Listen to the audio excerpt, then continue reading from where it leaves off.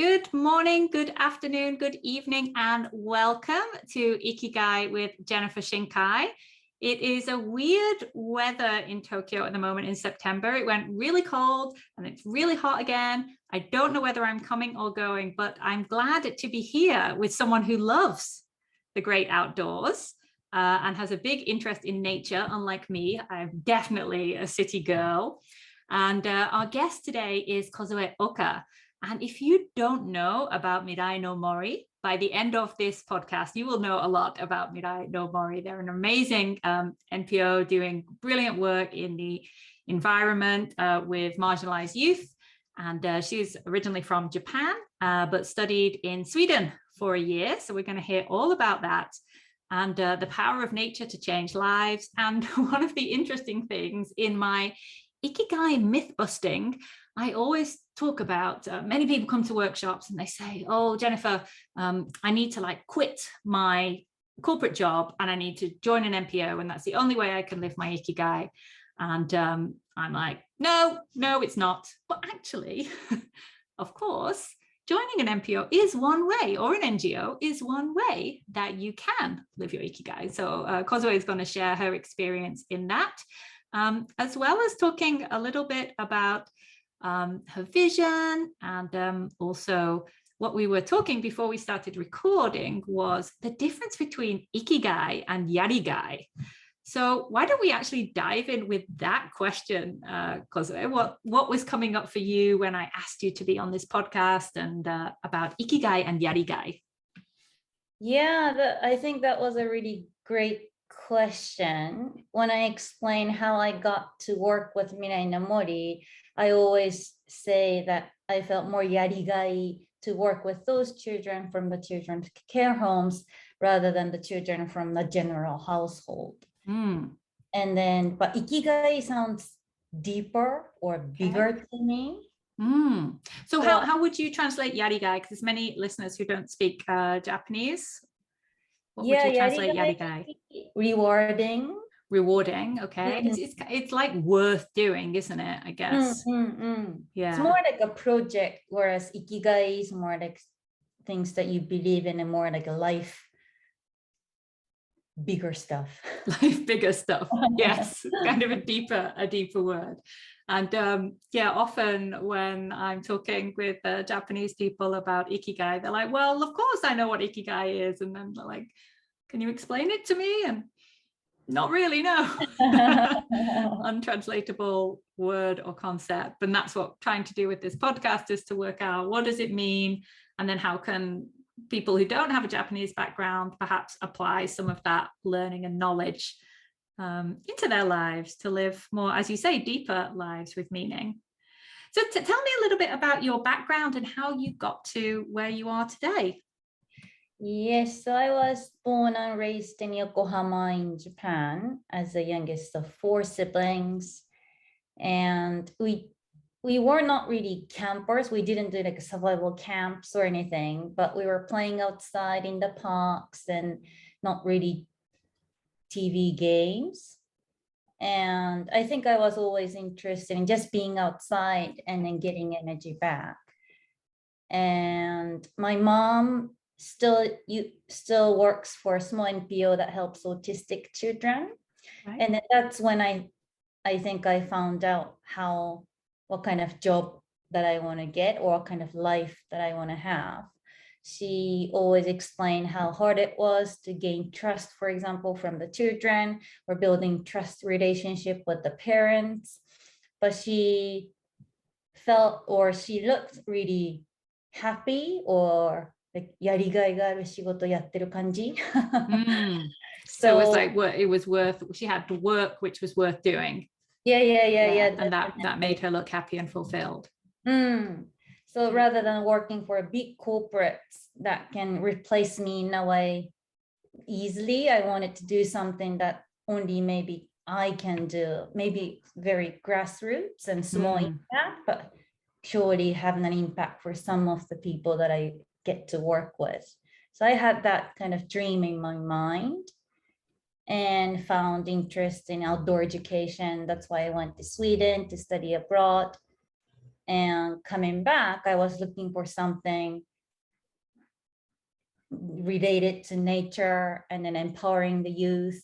And then that's how I got to meet Mirai no Mori. I was a team leader and did the internship. And then soon after the graduation from my university, I got a job.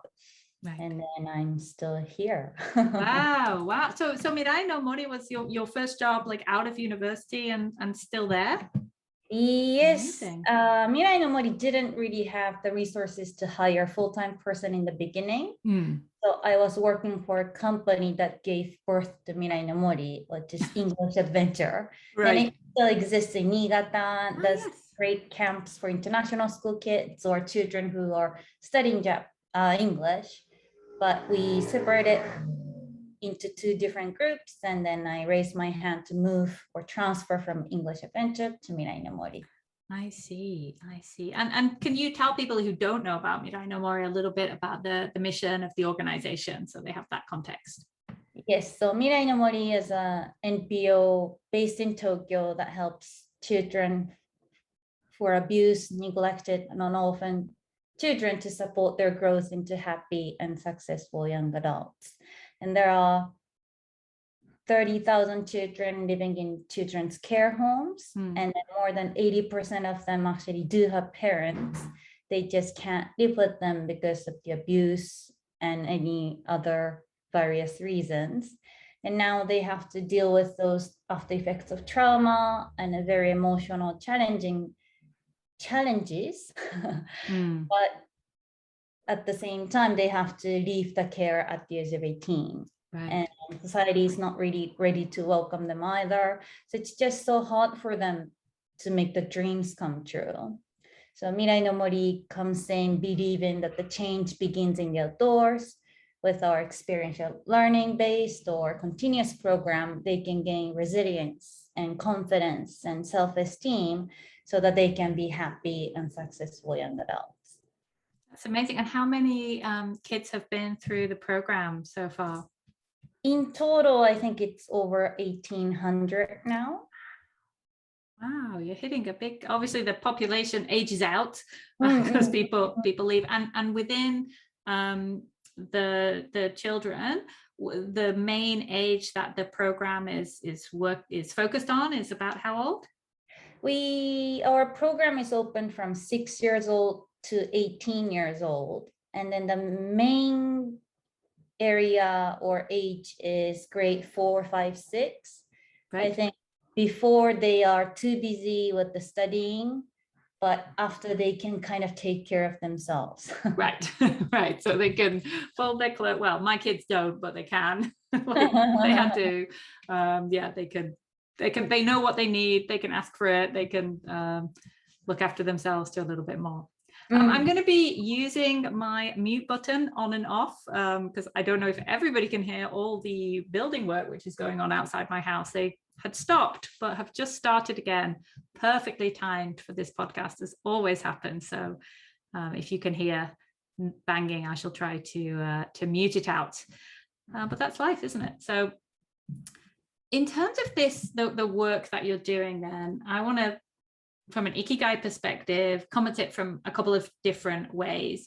So first for you, as an individual doing this type of work, I know we've talked about whether it's Yarigai or Ikigai, but what does it give to you as a person?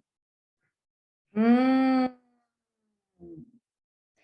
think in the beginning, when I was a team leader who was directly in charge of like 4 to 6 children, and then making trust relationship, I think that was my Yarigai or Ikigai, the fact that I feel like I'm making a positive impact or building relationship and then witnessing how courageous they could be, or feeling that we are making a life-changing experiences together. And then as I stepped up and then became a camp manager and a camp director, I wasn't in charge of those specific children anymore. I was in charge of like logistics and staff and vendors.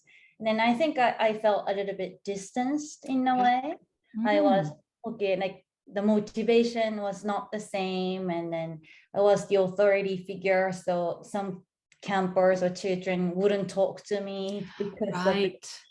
But then I think I came to realize that how lucky I am to be actually in a position where I can connect those children with the team leaders that we hire, or children with the volunteers, and doing those awareness talks.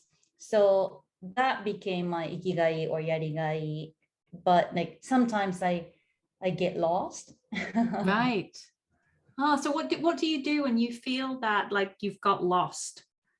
How do you reconnect to your Ikigai? Those actual programs, being at the programs with the staff and campers and care workers, definitely remind me how, like, why I'm doing this as well. Like seeing the positive impact in person, or seeing the challenges that we have to fix or we want to improve, keeps me going.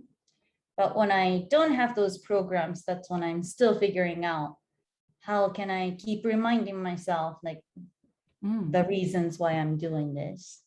Oh, that's so relatable. So many people I feel go through that you know, that you start a type of way to spend your time, whether it's work or like in a different community, and you come in at grassroots and you're all like that day-to-day contact, but then because you're so amazing, you get promoted or moved into another role where like your experience can be used as another way to support that community or organization, and that personal connection, you know, one of the sort of translations or the interpretations of Ikigai by the researcher Dr. Akihiro Hasegawa is talking about like being in the here and now. And being in the here and now, imakoko, when you're, you know, doing the administrative paperwork, is maybe not the same here and now feeling for you as like when you're connecting with a 9-year-old, right? And seeing them overcome their fears on the high ropes or something like that, right? When they thought they couldn't do it.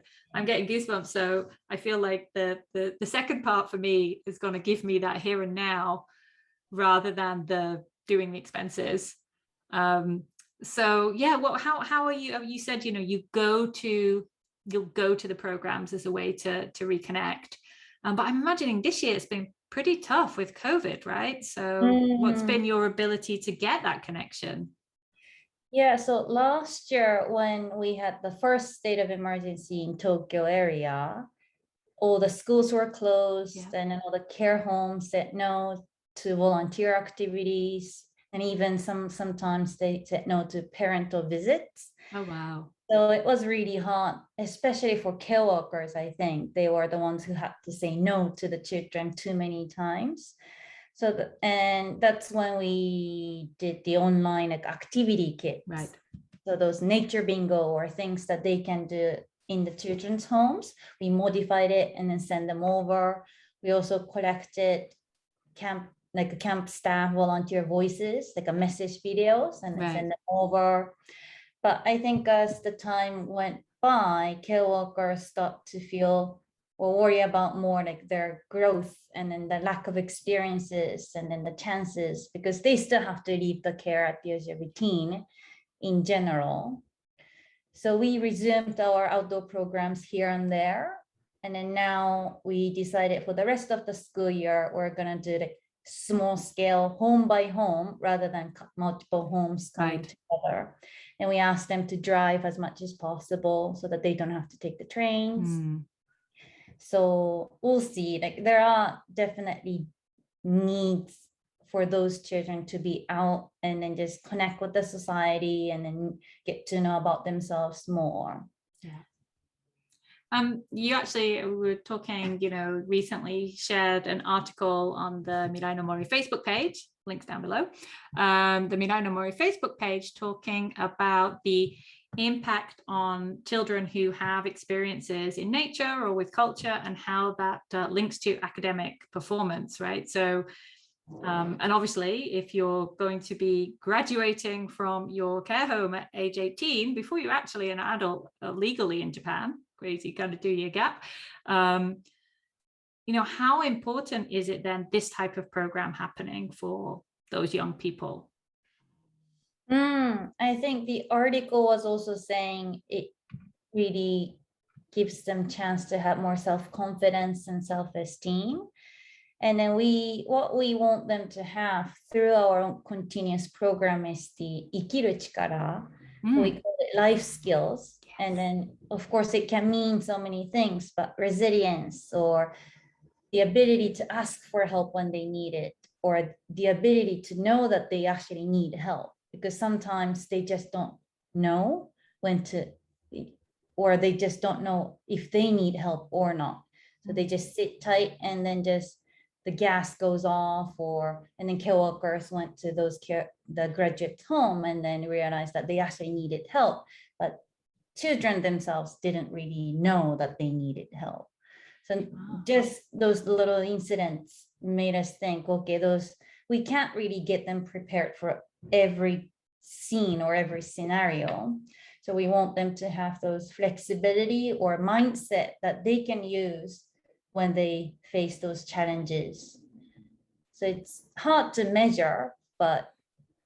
Yeah, I'm just thinking actually there's an Ikigai framework called the Ikigai 9, which I've talked a lot about on the podcast. It's a great sort of check-in tool, and there's all these kind of 9 different questions, but one of them is about like feelings of connection, and that I am needed and people need me, as well as also talking about the themes of learning. And I've forgotten what the question I was going to ask. There was something which was connected to it, but this idea of like being able to ask for help and having people that you can ask for help. Do you have any stories of sort of kids on the program and how you've observed them overcome that?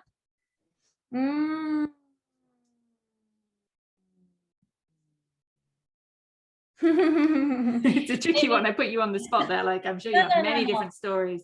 Might not be the direct example, but this year we have a program for campers. We call children from grade 1 to 9, 小学生 and 中学生 campers.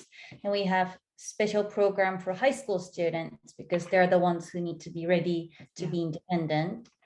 So that's called leader in training program. So we had one participant as an LIT, leader in training program participant, who was a camper when he was grade 2. Right. And he was acting out from all his experiences, and then his siblings are all in the care homes as well. And when he joined our summer camp, which is 4 nights, 5 days program, he wouldn't listen to us and he always wandered off. But I think it took time for him to really realize what Mirai no Mori is all about, but he felt comfortable, and then he started joining those activities and he had a great time. He started talking to his team leader on day 2. He wouldn't talk to me till last day. But now we have his photo, and then he came back again and again. And then he got too busy in junior high school time, so he wasn't able to come, but he came back as an LIT this year. And since he had great time as a camper, he saw the LITs as a role model, he was so motivated to join us. And apparently he's having a little bit struggle in his high school. He doesn't know how to make friends, or doesn't know how to communicate with his peers, but I think he sees Mirai no Mori as a special place where he can actually share those struggles. And he actually asked for help. Okay, this is the problem that I have. How can I get those skills? Or when we did the goal setting workshop, he was really going deep about why he really wants to come to Mirai no Mori, what kind of skills he wants to gain. So it was not like a one-off experience, but I think we saw the impact of actual building trusts and then taking our time so that they are proactive. They want to get help, or they want to learn stuff. So that was really nice for us to see that those campers are growing. Yeah, that's amazing. I see, seeing that evolution from like, yeah, the little kid who's like just wandering off to being this leader, for him being this role model, and being in a space where, as I'm sure you can share other examples, but you know, it's very hard to be an outsider in Japan. And as a child in a care home, you're an outsider, right? Without those. And amazing that you've created this structure, even though in his leadership roles, of course, he's a role model to the younger campers, but also he's got these connections, this network, this community. And feeling connected to other people is a really, really important part of for me anyway, like the feeling of Ikigai, because somebody needs me, and I feel like I have meaning to somebody else. That human connection is super powerful. So one of the things I also often like to talk about, I don't know, I'm so dark on this Ikigai subject, but is like the dark side of Ikigai. And I feel that for many people who are working in, you know, kind of social issues, working for NPOs, you know, they generally exist because there's a problem and something bad is happening. How do you keep your own motivation to keep going with all the struggles and the different pressures that I'm sure come with this role, especially working with like at-risk youth? Yeah, how do you manage? I'm about to project a load of myself onto this. So stop. How do you deal with it? Kozue-san. Yeah, I think last year is when I actually realized that I kind of have my work mentality and my like personal mentality a little bit separate. So I like a program, I say, okay, we don't say let's have confidence, but like we want them to have confidence, resilience, and those skills. But I didn't realize that that's something that I want to work on, or that I need to work on as well. So that was one realization that was interesting for me. But also, like, we of course hear so many like heartbreaking stories, not really from campers, because we're not therapists and then we don't really ask those kind of things. Right. But care workers sometimes tell us the stories if they need us to know. And then, of course, 30,000 children with 30,000 different stories. But I think when I hear those super heartbreaking stories, I turn that energy into more, okay, then they really need us to step up and then do more meaningful things for them so that they can break through those cycles and then have self-actualization, have a great community that they deserve. So in that sense, I guess I'm okay working with those children. And I think we're focusing more on fun and then how we can improve our programs. Yeah, because if you're stuck in feeling overwhelmed and pity and all of those things, then how are you of service to these kids, right? Yeah, you're not solving the problem or not bringing anything new to them, and they don't really need your pity, right?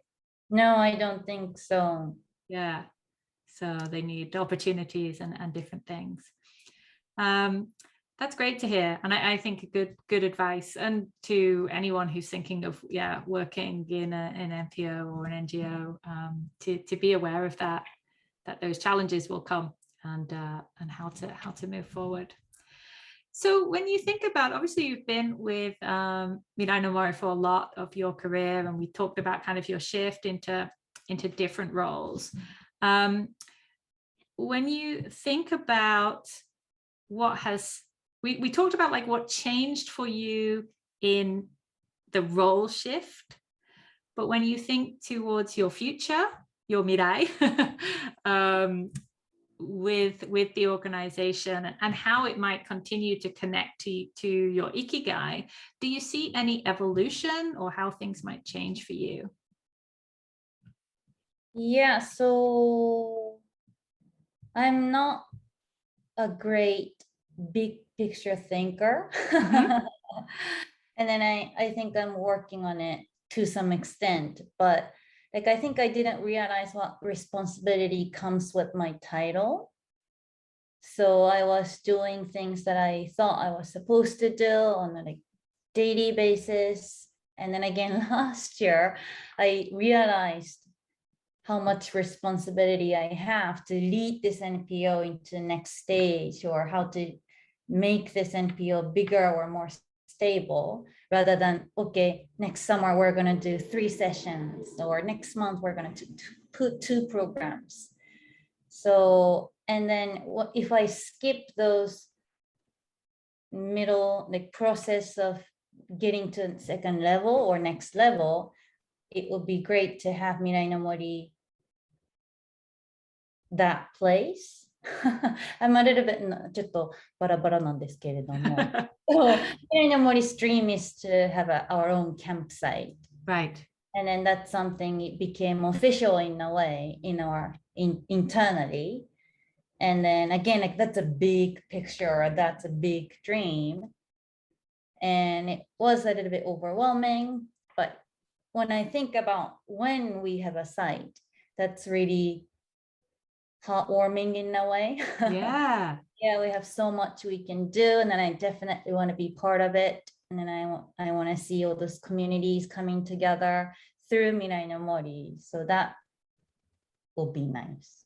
Yeah, I love that, like the idea of like the Ikigai in the future, right? There's something to look forward to, even like as you were talking about the campground, you know, like although I can sense that you have some, oh, it's a lot to do, like, but there's still that joy and that excitement, like your body language changed as you're like envisioning this. So having those visions, however scary they are, about the actual reality of doing it, is really, you know, Ikigai, a reason to live. Like you want to see this happen, you want to see it come forward. And I love what you hinted at as well, that maybe you're not, and please correct me where I'm wrong here, it's my interpretation, you have this role of you as the executive director of this NPO that has this campground, and maybe you were still operating as a different type of executive director, and perhaps more like on a, like running everything daily. So there's this transition, there's this shift for you to become this person.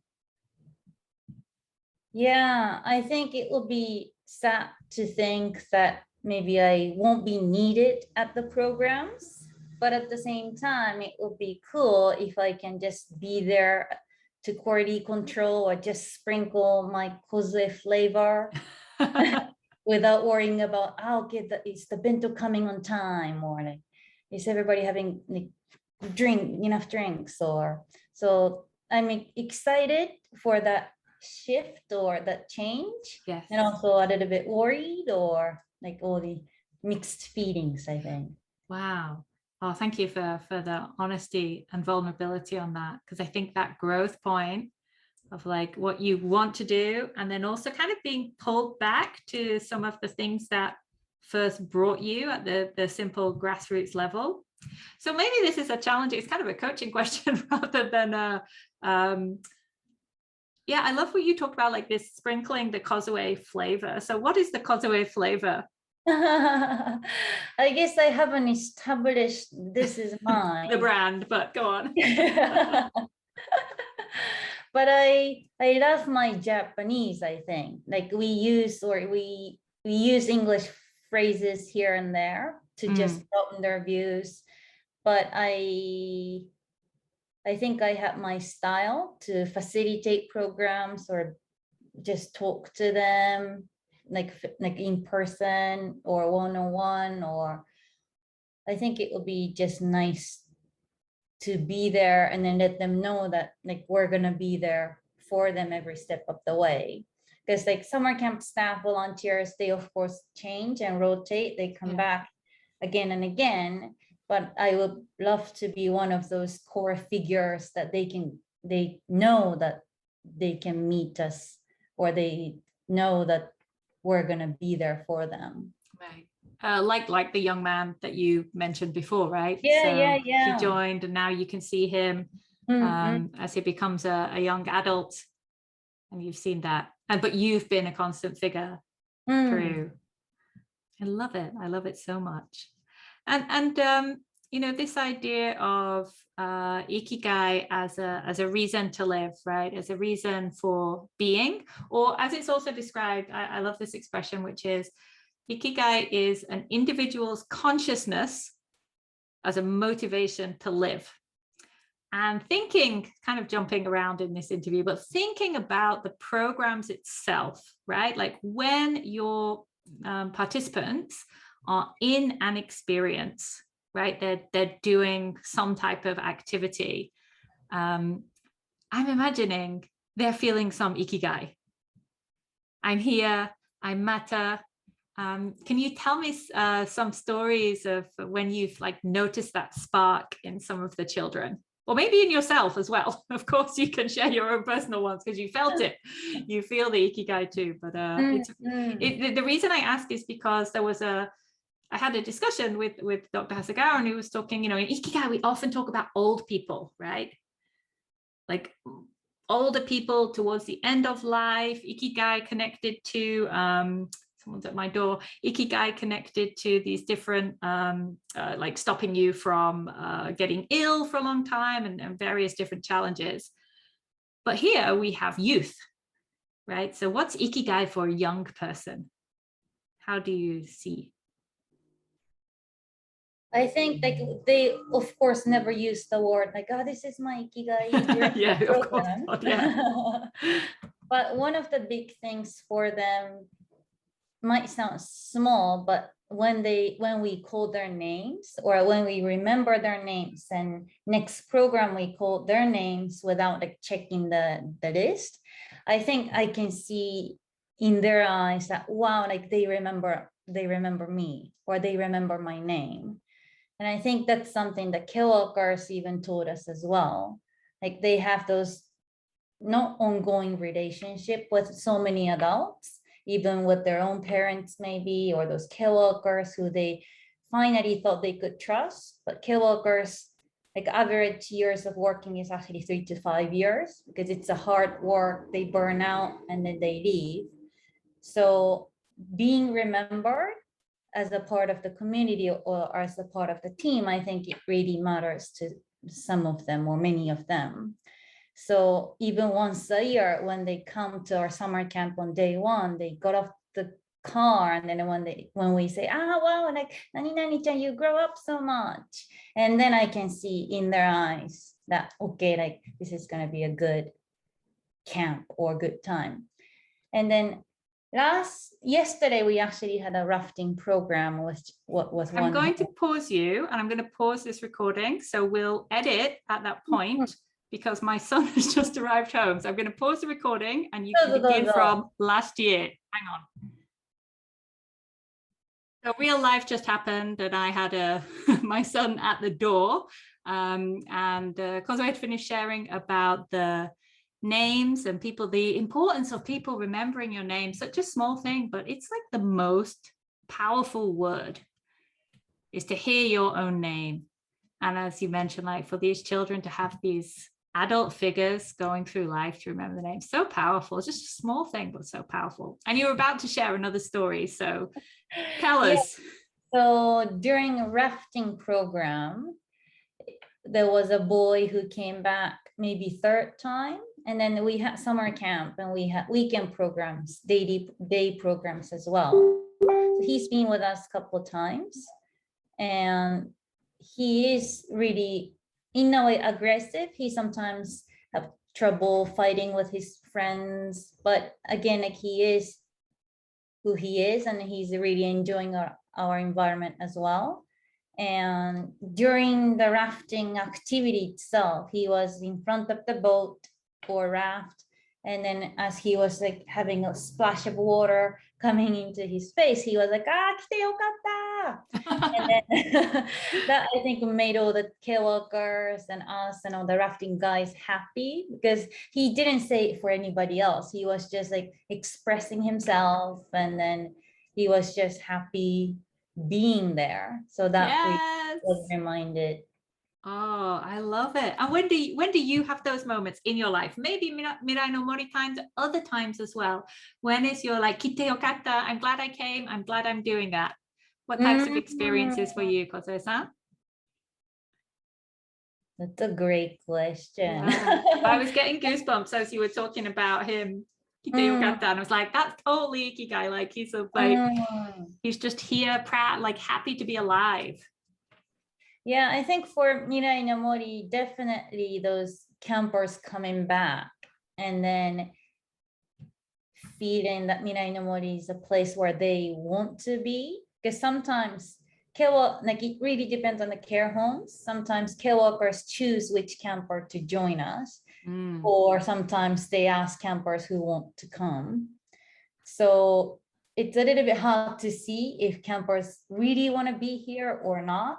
But with the high school students, most of the time they want to be there because they want to learn, they want to challenge themselves, and they want to just connect with so many different people.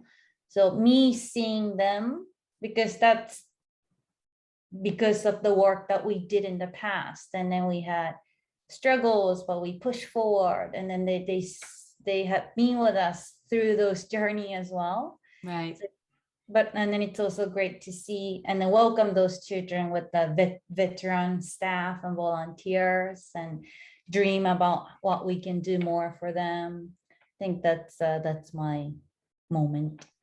Wonderful, wonderful. And how about, do you have advice? What type of advice do you have for someone who is maybe thinking like that pull, that call to be working in in the social issue space or within an NPO? What would you tell them they should do? Mm,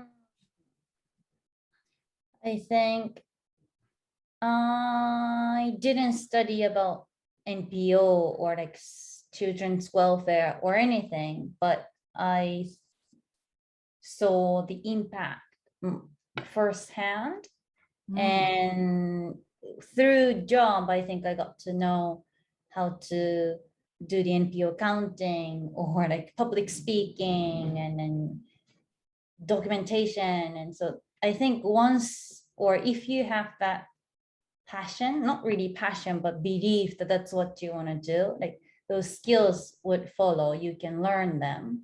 So, and I think the team is very important. mm. So be with people that you can respect and trust and just build those dreams together. Ooh. And what type of people do you like to be around? Ah, happy. Happy, happy people, yeah. Or I think those who believe in what we believe in, and then Mm. just heartwarming people. Yeah, heartwarming. I love it. Well, because some people say I want to be with like the smartest people or like the most driven Mm. people. Um, but that's not the energy I'm getting from the people that you want to surround yourself with. And I really, really love what you've said about like the skills will come. So through like have the experience, get into the room. There's many things, of course, that you can like as a professional, then you can learn, but sometimes you just have to start Mm. somewhere, and then you realize, okay, this is what I need to know, this is what I don't know, and then you can kind of pick up well, obviously apply yourself and pick up those experiences, pick up those skills as required. Wonderful. And is there any thing specifically about like Mirai no Mori that you would like listeners of Ikigai with Jennifer Shinkai to know and how they can support you? Yeah, it would be great for more and more people to know that these children from care homes exist. Mm, And then we've met so many of them through Mirai no Mori, but each one of them has dreams and incapable and full of potential. So first step, I think, is to know that this is a taboo issue here in Japan. So not many people talk about it or know about it. But mm. first step is for them, I would love them to know that those children exist. And you can do that through our website and social media, and then join our community. That would be great. Wonderful. And of course we can make donations, right, or sponsor different projects or get involved in different ways, many different ways to support. Great. And maybe, yeah, as you said, like, you know, just talk about the challenges, be aware of it, and think about who are those people who are in our team, right? Who could become potential employees of our organizations, right? And how to bring, you know, when we think about, it's not diversity and inclusion podcast, but like those different types of backgrounds and how you can, as you talked about, right, the amount of like resilience and courage that these children required to build, that the other people, like, I wasn't raised in a care home, so I don't have no idea.